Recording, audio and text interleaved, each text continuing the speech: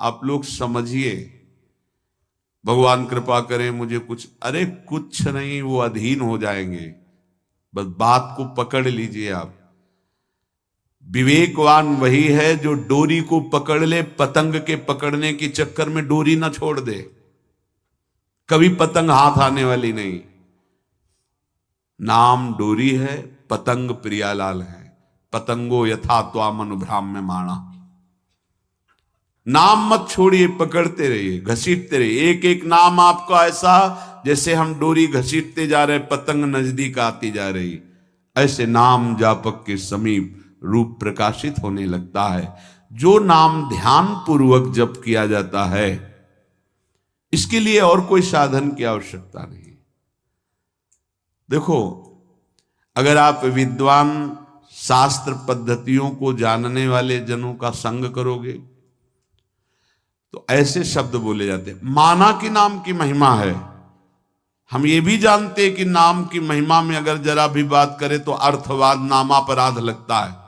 ये हम बहुत विद्वानों की बात करें, पर भाई शास्त्र भी तो आज्ञा करता है। शास्त्र विधि का पालन भी तो करना है। ऐसा थोड़ी है कि आप नाम के बल पर शास्त्र विधि का त्याग कर दें। और हम जहां से बात कर रहे हैं ना, बोले कहां से बोल रहे हो? बोले वृंदावन से बोल रहे हैं। क्या बोल रहे हो? विधि निषेध नहीं दास, अनन्य उत्कट व्रतधारी। हम उन आचार्य की शरणागति के बल पर बोल रहे जो शास्त्र विधि निषेध के दास नहीं है। करनी अकरनी दो विधि भूले, विधि निषेध सब रहे धरे।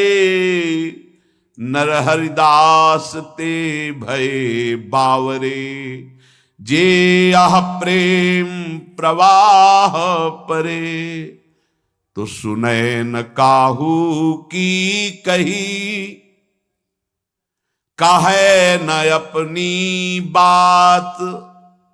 नारायण वा रूप में मगन रहे दिन रात। ना काहू सो बोलिबो, ना कोई व्यवहार। बस अपनी कुंवरी किशोरी को जियत निहार निहार। कुछ नहीं चाहिए। ऐसे उपासक के सामने मोक्ष पदवियां सिद्धियां हाथ जोड़े खड़ी रहती हैं, पर उसको चाहिए ही नहीं। जब तक चाह है तो पकड़ में नहीं आएंगी, और जब चाह मिट गई तो सब घेर लेते हैं अपने आप। सारा वैभव रिद्धियां सिद्धियां सब। जब तक चाह है तब तक कर्म का भोग भोगना पड़ेगा। अचाह हो गए तो अब भगवत विधान लागू हो जाता है। अचाह महापुरुष के ऊपर प्रारब्ध नहीं, भगवत विधान लागू होता है। जिसको इस बात पर विश्वास नहीं, वो प्रवृत्ति में फंस जाएगा। ध्यान दीजिए, इस बात पर विश्वास नहीं है कि नाम चल रहा है प्रियालाल का, अब मुझे कोई साधन की जरूरत नहीं। पूज्य भाई जी महाराज, मैं अपनी पहली और आखिरी बात कहता हूं कि आप नाम जप का नियम लें, निर्वाह प्रभु करेंगे। और कोई साधन करें, हम रोकते नहीं हैं, पर यदि आप नाम जप करते हो तो किसी और साधन करने की आवश्यकता ही नहीं है। महापुरुषों के वचन, ये कोई अपनी मनगढ़ंत बात नहीं है। भगवान ने अपने को सहज में प्राप्ति करने का उपाय अपने श्रीमुख से बताया। अनन्य चेता सततम यो माम स्मरति नित्य सह, तस्याहम सुलभा पार्थे नित्य युक्त योगिना। जो पुरुष, जो उपासक अनन्य चित्त से मेरा स्मरण करता है, मैं उसके लिए सहज हो जाता हूं, सहज प्राप्त हो जाता हूं। जिनको लगता है भगवत प्राप्ति बहुत कठिन है, अरे ये तो कहीं ब्रह्म ऋषियों को मिलते हैं, नहीं नहीं, ये इतने कृपालु हैं कि बिल्कुल सहज हैं।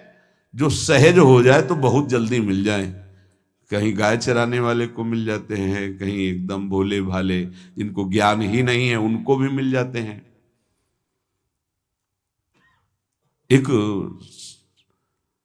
बहुत ही भोला नवयुवक था, अढ़ैया नाम था उसका। अढ़ाई कहते हैं 2.5 किलो को। पहला आहार उसका 2.5 किलो का ही है, आगे आप श्रद्धा रखें तो और प्लस हो सकता है। लेकिन वो मतलब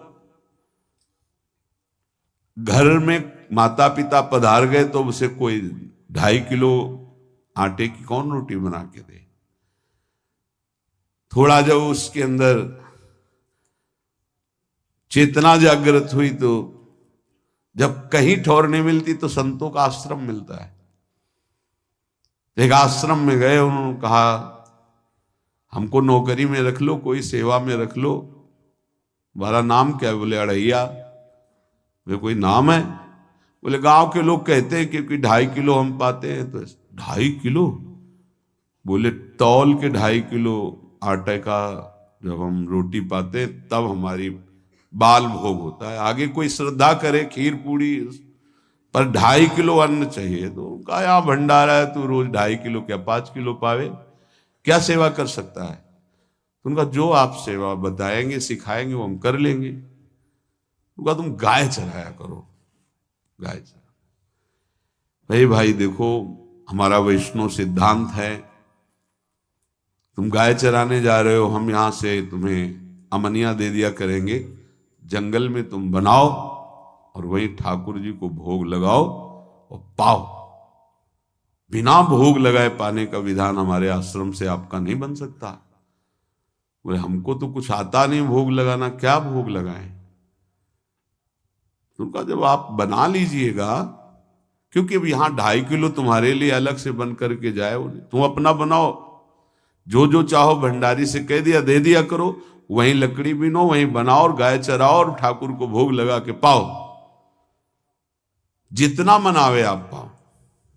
पहले दिन भोग मिला तो बाटी बना, गरीब आदमी था, घर से तिरस्कृत था, वो सब जानता था। बाटी ऐसे उपला बीन लिए, बाटी बनाए, 2-4 आलू का भरता बनाया, 2.5 किलो आटे की बाटी। उसने कहा गुरुदेव के ठाकुर आओ भोग लगाओ आके। बड़े बड़े ऋषि मुनि मंत्रों से आवाहन करते रहते हैं, सरकार पधारते नहीं, केवल भाव से भोग लगाते हुए इतने लीला बिहारी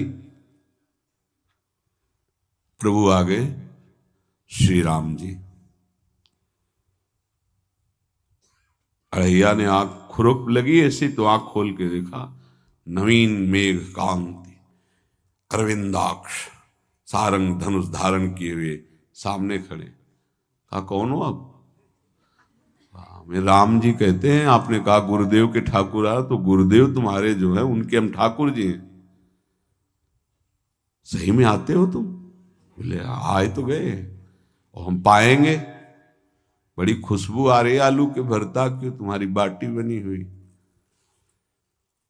और गुरुदेव ने कहा तो भोग लगा के पाना, मतलब आप पाते तो हैं, नहीं सुना है? बोले नहीं नहीं पाते हैं, पर सबका नहीं पाते हैं। आप जैसे भक्त जब पुकारते तो बिल्कुल कुछ नहीं जानता था। इसीलिए हम कह रहे बड़े बड़े विद्वान और योगी जन रास्ता देखते रहते हैं। हरिवंश महाप्रभु ने इसीलिए लिखा है, मुनिमन ध्यान धरत नहीं पावत, करत विनोद संग बालक भट्ट। ये विनोद करते हैं, प्रकट हो जाते हैं, बड़े बड़े मुनियों के जो ध्यान में नहीं आते।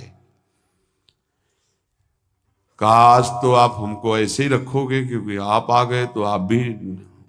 तो प्रभु ने कहा जब तुम 2.5 किलो पा सकते हो तो हम तो 2.5 मन भी पा सकते हैं।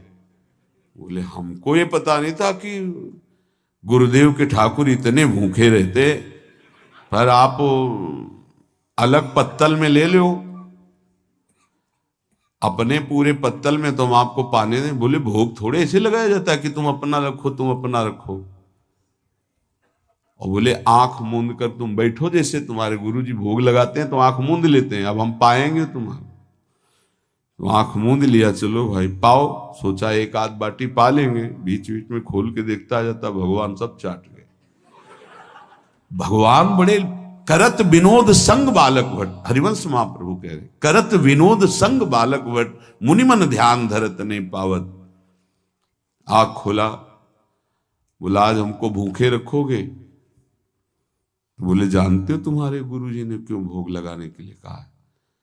आज एकादशी है, तो तुम्हारे गुरुजी के यहाँ एकादशी रह जाती है, इसीलिए तुमको अमनिया दिया, वहां बनाया नहीं, और तुम्हें रोज अमनिया देंगे।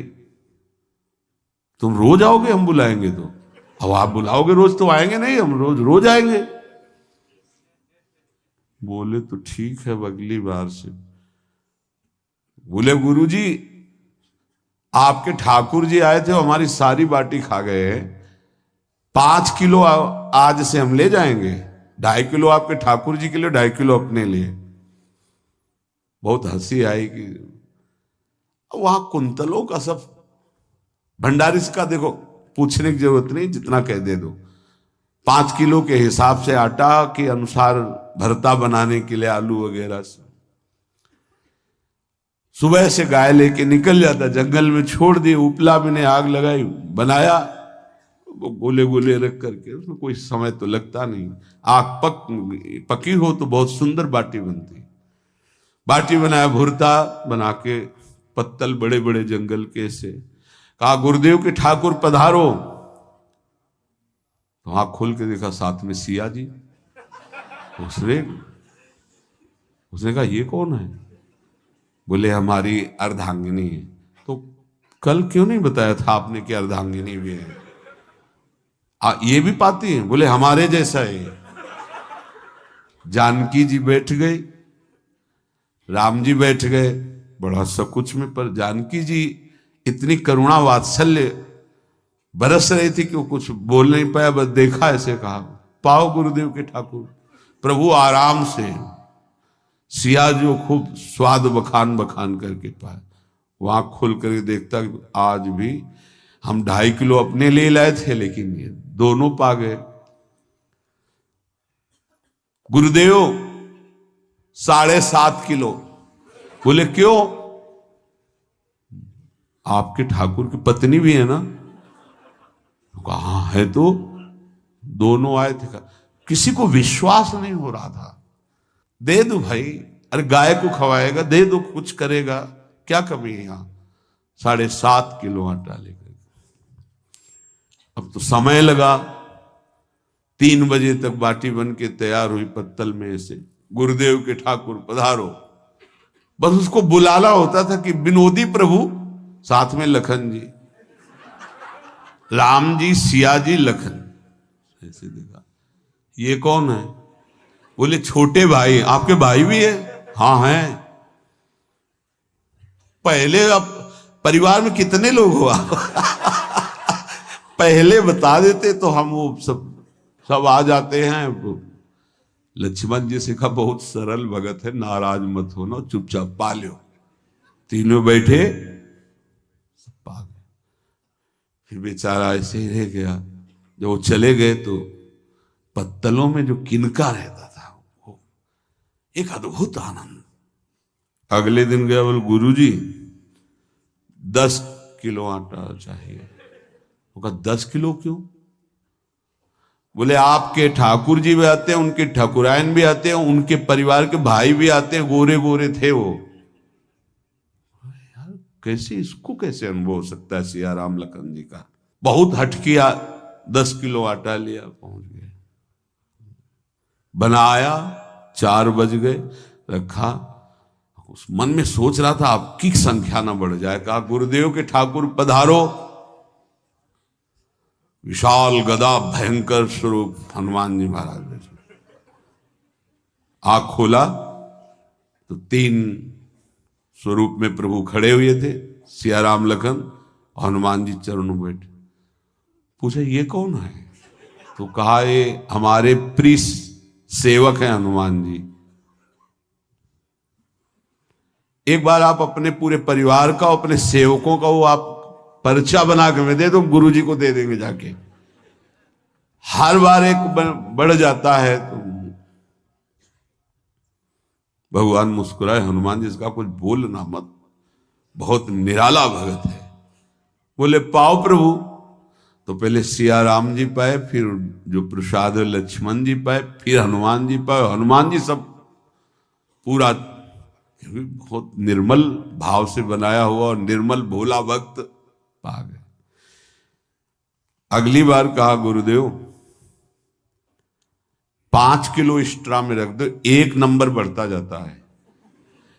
आपके पहले ठाकुर जी आए, फिर ठाकुरायन जी आए, फिर उनके भाई आए, फिर इस बार तो बहुत भयानक रूप, गदा लिए हुए, लाल अरुण वर्ण शरीर का प्रकट हो रहा है।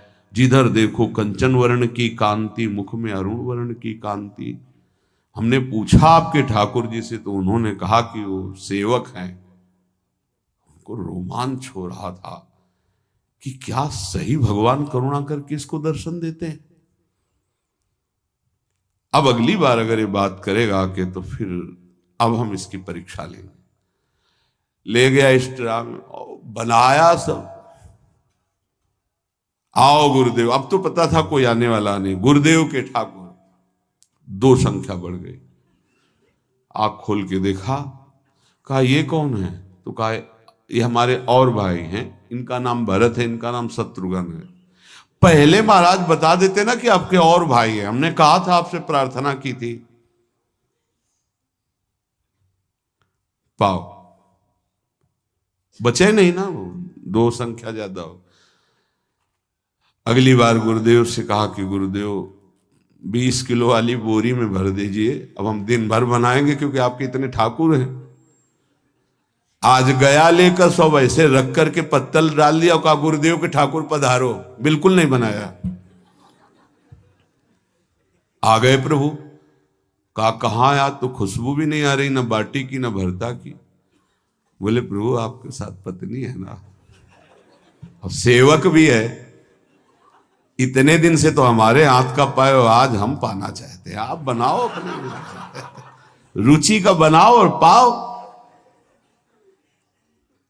प्रभु ने सिया जी की तरफ देखा कि अलवेला वक्त। सिया जी ने कहा अनंत सामर्थ्यशाली शक्तियों की स्वामिनी। बोले प्रभु देखो, हमने ना उपला भी ना लकड़ी, आपके सेवक है ना, इनसे बोलो। तो हनुमान जी से कहा कि आप उपला और लकड़ी इकट्ठा करो, भाई आदेश है भगत का। लक्ष्मण जी चूल्हा जला रहे हैं, व्यवस्था आग की, और सियाजू के आंखों में आंसू भी आ रहे, धुआं भी लग रहा है, पर बना रहे। उसने कहा बनाओ, हम गाय एकत्रित करके आ रहे हैं। और भागा, वो आश्रम में गया। बोले गुरुदेव आज पूरे परिवार सहित हमने फंसा लिया है आपके ठाकुर को। तो उनका क्या फंसा लिया है? बोले बड़े ठाकुर, छोटे ठाकुर, सेवक, उनकी पत्नी और 2 भाई उनके, पूरा परिकर, सब बना रहे रोटी बाटी सब। महाराज आप चलो, आपको शंका होती थी आज उनके हाथ कपाएंगे। तो उनको लगा कि पागल आदमी, राम जी, लखन जी, भरत, शत्रुघ्न, सिया जी, हनुमान जी, ये बड़े बड़े योगियों के ध्यान में आने वाले नहीं। ये कैसे एक गंवार आदमी जिसको कभी कोई नाम जपना नहीं आया, कोई ग्रंथ नहीं आया, उसके सामने। पर भगवान की दयालुता पर संशय नहीं करना चाहिए। चल के देखते हैं। जो जी ही वहां गए, चूंकि निरंतर भजन परायण थे, वहां गए तो पूरा राम दरबार उपस्थित, और बड़ा सुंदर व्यंजन स्वयं जानकी जी बना रहे। प्रभु के चरणों में साष्टांग दंडोत थे। कहा प्रभु लीला समझ में नहीं आई। भगवान ने कहा देखो, जो ज्ञानी भक्त हैं उनके लिए मैं अत्यंत तर्क के द्वारा भी पकड़ में नहीं आता। जो विद्वान हैं उनकी विद्वता मुझे छू नहीं सकती, लेकिन जो दीन हैं और भोले हैं उनके सामने मैं अपने इस दिव्यता, इस महानता को देखो। तुम्हारे इस भक्त की आज्ञा पर हमारा पूरा परिकर लगा हुआ है सेवा में। ठाकुर जी की कृपा से जो गुरुदेव का प्रताप, जो ऐसा सौभाग्य मिला, परोसने में दोनों गुरु और शिष्य, पाने में प्रभु। बाद में जब प्रभु ने पा लिया तो जानकी जी ने उच्छिष्टामृत प्रभु का लेके और कहा देख आज तक तू मुझे देख नहीं पाया देखते हुए भी, इसीलिए कृपालु हैं। एकांत में श्री तुलसीदास जी रोकर प्रार्थना करते हैं, जनक सुता जग जननी जानकी, अतिशय प्रिय करुणा निधान की, ताके जुगपद कमल मनाऊं, जासु कृपा निर्मल मति पाऊं। करुणा निधान प्रभु श्री राम की अतिशय प्राण संजीवनी मूरी, प्राण प्रिय सियाजू की, सीताजू के चरणों की वंदना करता हूं, जिससे प्रभु को पसंद है निर्मल मति निर्मल मन। उनकी कृपा से मेरा मन निर्मल हो जाए, मति निर्मल हो जाए। तासु कृपा निर्मल मति पाऊं। जीव ही जानकी जी ने अपने कर कमल से उस बालक को पवाया, अढ़ैया को, त्रिगुण माया का मल नष्ट हुआ। ओ जी सच्चिदानंद प्रभु का साक्षात्कार निहाल हो गया। कब कौन से गुण पर कैसे जी जाए विश्वास कीजिए, बस आवश्यकता सहज होने की। हमारी स्वामिनी जो सहज है, सहज होने की आवश्यकता है। जिसको ये कि कहां मुझे ऐसा दुर्लभ सौभाग्य, देखो कोई नाम जप उसके अंदर नहीं, कोई पाठ नहीं, कुछ नहीं। गुरुदेव ने कहा कि भोग लगा के पाना है, भगवत साक्षात्कार हो गया।